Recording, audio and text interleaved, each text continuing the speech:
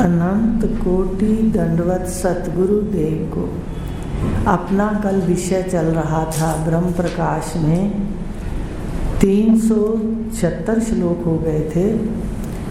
तो उसमें लय चिंतन बताया है कि जो ये सृष्टि है इसकी प्रलय आप अभी शरीर के रहते देख सकते हो, और रोज रात को छोटी प्रलय जो होती है वो ईश्वर रोज हमें दिखाता है। बस बताने वाला गुरु चाहिए, ज्ञान चाहिए। अज्ञान को ही नष्ट करना है, हर बात का अज्ञान नष्ट करो, बस इतना काम करना है। तो कहा कि लय चिंतन में कैसे कहा कि पहले तो शरीर जो हैं सारे ये मिट्टी के हैं। जब मिट्टी के शरीर हैं तो जब इसमें कोई पृथ्वी पर कोई भी दुर्घटना हो, तूफान है, पृथ्वी का हिलना है, तो उसके अंदर ये सारे शरीर पृथ्वी में मिल जाएंगे। आप नहीं मिलोगे, आप इसके दृष्टा हो। ये सारे शरीर पृथ्वी में मिलेंगे। अब आप ध्यान से अपने उतार के शरीर को देखो कि ये सारा पृथ्वी का है, पृथ्वी में मिलेगा। और फिर पृथ्वी से शक्तिशाली जल है, प्रलय बता रहे हैं कैसे लय होगा। वो जल खा जाता है पृथ्वी को, और पृथ्वी को जल ही डुबा लेता है। अब जल से अग्नि शक्तिशाली है 5 तत्वों में, वो जल को सुखा देती है। अब अग्नि से शक्तिशाली वायु है, वो अग्नि को बुझा देती है, अपने अंदर लीन कर लेती है। और फिर वायु से शक्तिशाली शून्यता है कि वायु चलते चलते शांत हो जाता है, आप उसको आकाश कहते हैं। और ये जो आकाश है, शून्य है, ये परमात्मा की शक्ति माया है, 5 भूतों वाली। माया क्या है? 5 भूत 3 गुण। तो जब शून्य हो जाते हैं सारे 5 भूत और 3 गुण प्रलय में, तो उस शून्य में जो है वो शक्ति माया परमात्मा की। अब शक्ति कभी भी शक्तिमान से अलग नहीं होती। जैसे आपकी शक्ति है, आप कोई काम करते हो, शक्ति दिखाते हो, फिर शक्ति अंदर चली जाती है मन के। जब बाहर आती है तो शक्ति अपना कार्य करती है। मान लो किसी को मिठाई बनाने की शक्ति है, और भी इतनी शक्तियां हैं। कोई शारीरिक काम ज़्यादा कर लेता है, कोई बुद्धि का काम ज़्यादा कर लेता है। तो शक्ति प्रकट होती है, पर आपसे भी अलग नहीं होती। तो शक्ति प्रकटती है तो सृष्टि रचती है, और जब शक्ति लय होती है तो आप ही आप हो। आ रही है समझ अद्वैत तत्व की? ऐसा वेदांत का अद्वैत है, शक्ति सहित अद्वैत, शक्ति सहित शक्तिमान। और रोज देख लो आप, सारा का सारा जो ये शरीर का व्यवहार है, अपना परिवार है, परिवार का विस्तार है, रात को शून्य हो जाता है, किसी को याद नहीं रहता, लय हो जाता है। पर आप रहते हो, आप ज्ञाता हो, सृष्टि के शून्य के भी ज्ञाता हो। सृष्टि सामने है तो भी ज्ञाता हो। तो इस प्रकार बताया कि तुम जो सृष्टि का प्रलय है उसके साक्षी हो। ऐसे अब ये प्रलय मृत्यु कहलाती है, इसी को मृत्यु कहते हैं। जैसे लय होता है शरीर, कहते भाई मृत्यु है। तो मृत्यु के समय जीवात्मा बाहर भी निकल सकता है और अपने घर भी जा सकता है। ये वो रास्ता भगवान ने बताया है जिसको निवृत्ति कहते हैं। बताया था थोड़े दिन पहले, प्रवृत्ति है इधर भागना। धर्म के अंदर भी आप भागते रहोगे पूजा पाठ में, तो भी हमारा ब्रह्म सूत्र कहता है कब थकोगे अथातो ब्रह्म जिज्ञासा। अगर तू कर कर के थक गया है तो आ सत्य का चिंतन कर। पहला सूत्र है देखो ब्रह्म सूत्र का, जिज्ञासा कर। तो आप अपने मन से पूछा करो कि हम घर जाना चाहते हैं, विश्राम प्राप्त करना चाहते हैं, या अभी भी भागना चाहते हैं।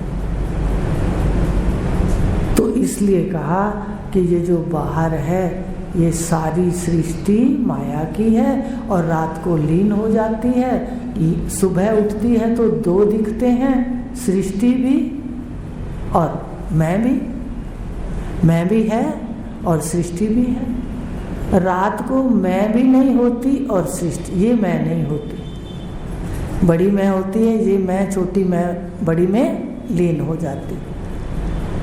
तो बताइए, रात को ना तो यह रहता है दिखता है और ना ही बोलने वाला मैं रहता है, अहंकार। तो ये ध्यान दो, सुबह उठते हैं हम तो ये अपना नहीं है जहाँ बैठे। इसको सुंदर यात्रा करो, अपनी यात्रा के अंदर इतना पाठ सुंदर करो, फिर आपने उस घर में नहीं आना। भले विश्व में आते रहो, उस घर में फिर नहीं आना, उन रिश्तों में फिर नहीं आना। तो सुंदर पाठ कर लो,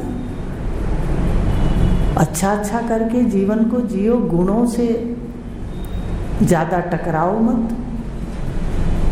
जिसका गुण जैसा है वैसा जान करके असंग हो जाओ। भाई इसका तो गुण है, मुझे नहीं पचता, बस मैं पास ना जाऊं, ज्यादा संग ना करूं। तो भगवान ने गीता के 3 अध्याय में निवृत्ति बताई है, जो आपको बताई है। आपने पढ़ा होगा, देह से सूक्ष्म इंद्रियां। कहा भगवान ने घर जाने का रास्ता बताया है, जो अभी आपको सिखाया है। देह से सूक्ष्म कौन है? इंद्रियां। इंद्रियों से सूक्ष्म मन। बताया था कि आप अपने शरीर से पहले आंखों में बैठो, देह से सूक्ष्म इंद्रियां। अब इंद्रियों से पीछे बैठो, मन को देखो, मन आंख को देखो। आंख में बैठे हो इस वक्त, तो आंख को भी बंद कर लो, तो आंख को भी देखते हो। अब देखो आप अंदर जाते हैं, निवृत्ति बताई है भगवान ने। देह से सूक्ष्म इंद्रियां, आंख में बैठ जाओ। बैठे हो आंख में, इसलिए आंख का नाम लिया जाता है कि जागृत अवस्था में नेत्र आपका आसन है जीवात्मा का। ये इसी आसन पर बैठ करके व्यवहार करता है। अभी आगे 8 है, बताएंगे। तो नेत्र, भगवान ने कहा देह से सूक्ष्म इंद्रियां, तो आंख में बैठ जाओ, देह को देखते रहो, दृष्टा। अब आंखें बंद कर लो। भगवान ने कहा इंद्रियों से सूक्ष्म मन। आप फिर अंदर आंख को देखो। आंख को किससे देख रहे हो? मन से देख रहे हो, ध्यान से देखो। पहले देख रहे हो आंख को, मन है वहां। अब बाद में मन से सूक्ष्म बुद्धि, भगवान ने कहा अंदर ले जा रहे हैं। देखो मन के पीछे बुद्धि है रोकने वाली। अच्छा करता है तो कहती है कर ले कर ले, और गलत करता है मनन तो बुद्धि क्या कहती है अंदर? नहीं नहीं नहीं सोचना किसी के बारे में भी गलत। देखो अंदर मन और बुद्धि, इसका द्वंद्व भी चलता है, लड़ाई भी चलती है आपस में कई बार। वो कहती है ऐसा करूँगा, वो कहती है नहीं करना है। इसको ये अब दोनों पुर्जों के दर्शन करो। अब भगवान ने कहा बुद्धि से भी सूक्ष्म है काम। काम माने अविद्या, अज्ञान। अविद्या से तो कामनाएं उठती हैं, पढ़ा था पिछले दिनों। अविद्या से कामनाएं उपजी, कामनाओं से कर्म। देखो कैसे भगवान अंदर ले जा रहे हैं, पर कौन माई का जाया ऐसा मनन करता है बिना तत्वज्ञ के। तो देह से आ जाओ बाहर, देह से सूक्ष्म इंद्रियां, आंख में बैठे हो, इंद्रियों से सूक्ष्म मन आपके अंदर है, अंदर की इंद्री है, अंतः इंद्री है, उसको आप देख नहीं सकते। किसी की अंता की इंद्री को नहीं देख सकते, मन को, बुद्धि को, क्योंकि वो अंदर है और ये बाहर है, जो आंख है, कान है। तो देह से सूक्ष्म इंद्रियां, इंद्रियों से सूक्ष्म मन, मन से सूक्ष्म बुद्धि, और बुद्धि को धक्का कौन मारता है? काम। बुद्धि को धक्का कौन मारता है? अविद्या, कामनाएं। अंदर से आवाज आती, चलो चलो बाजार चलते हैं, चलो चलो घूमने चलते हैं। तो ये अंदर से प्रेरणा उठती है और बुद्धि कार्य में लग जाती है। काम है बुद्धि से परे, और काम से परे कौन है? आत्मा। काम से परे आत्मा है। अब आत्मा में स्थित हो जाओ तो सारे पुर्जे जितने गिने हैं आपके हाथ में आ जाएंगे, वश में आ जाएंगे, आत्मा में बैठते। तो देह, फिर इंद्रियां, फिर मन, फिर बुद्धि, देखो अंदर ले जा रहे हैं, निवृत्ति कर रहे हैं। बाहर नहीं कह रहे कि अपने भाई, भतीजे, चाचे, ताए, मित्र, कुछ नहीं कह रहे भगवान। वो कह रहे कैसे चलना है? अर्जुन, अंतर्मुख होना है। देह से इंद्रियां सूक्ष्म, इंद्रियों से मन, मन से बुद्धि, और बुद्धि से कामनाएं। बुद्धि को भी हाथ में कर लेती है कामनाएं, गलत काम कर लेती है बुद्धि। कब करती है? जब कामनाएं धक्का मारती हैं, इसको प्रेरणा करती हैं। तो वासनाएं, कामनाएं मन से परे, बुद्धि से परे, और उस वासना कामना से परे कौन है? ज्ञाता, आप, साक्षी, आत्मा, दृष्टा। ये भगवान ने कहा है अंदर जाने का रास्ता। यही आपको बता रहे हैं कि रात को सारा लय हो जाता है। तो तुम वह हो, कामनाओं के भी साक्षी हो। कामनाएं मन में उठती हैं, बुद्धि में उठती हैं, तुम उसके भी दृष्टा हो। तो कहा कि ये जो माया है, ये क्या होती है? सारी रात को लय। तीनों शरीर माया के हैं, स्थूल, सूक्ष्म और कारण। अब इसके अंदर जीव के 8 स्थान हैं, 8 विशेषताएं।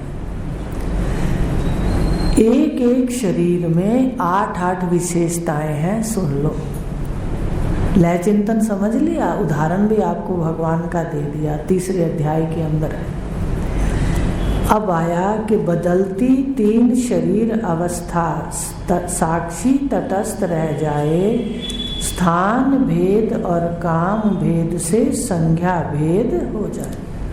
कि तीनों शरीर बदलते हैं, पर तीनों शरीर में ये जो आत्मा है, ये जो मैं है, ये तीनों शरीर में अलग अलग नाम से इसको बताया जाता है।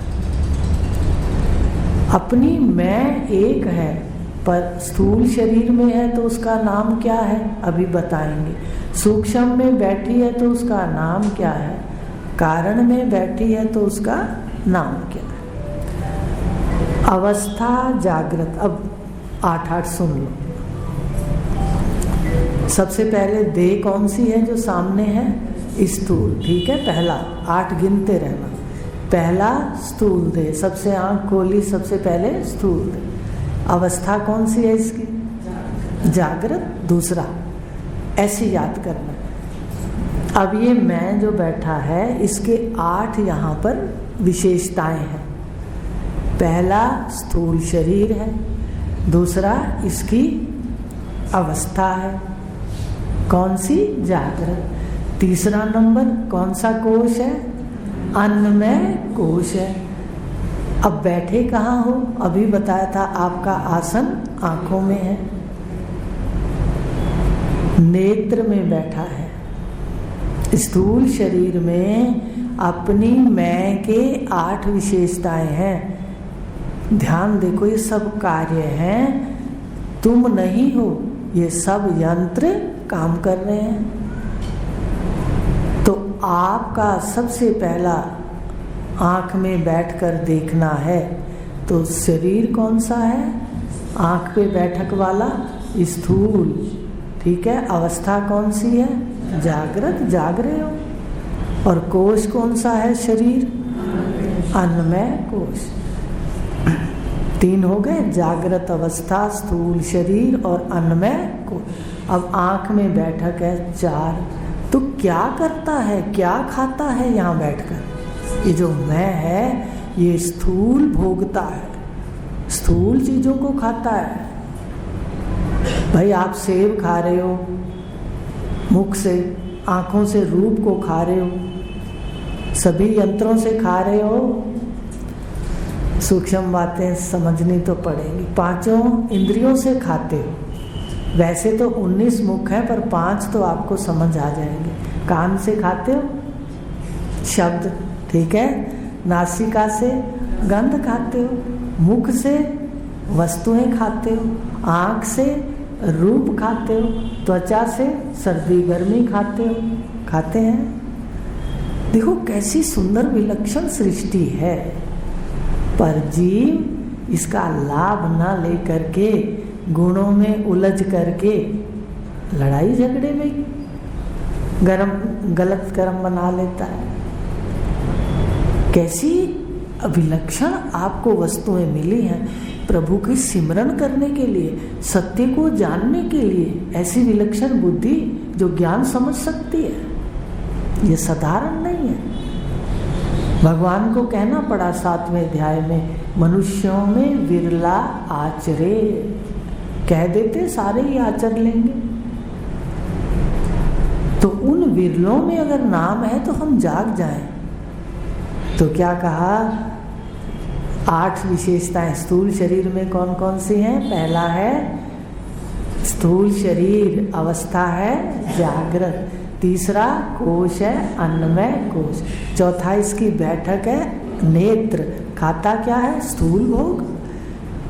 सेब आते हैं तो सेब सामने ही खाता है मुख से, लेकिन स्वप्न में सेब आते हैं वो खाते हो तो कैसे खाते हो? सचमुच के खाते हो या संस्कार खाते हो?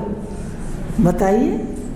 उसको सूक्ष्म कहते हैं, इसको कौन सा कहते हैं? भोग। स्थूल, सब कुछ स्थूल खाते हो इंद्रियों से। तो कहा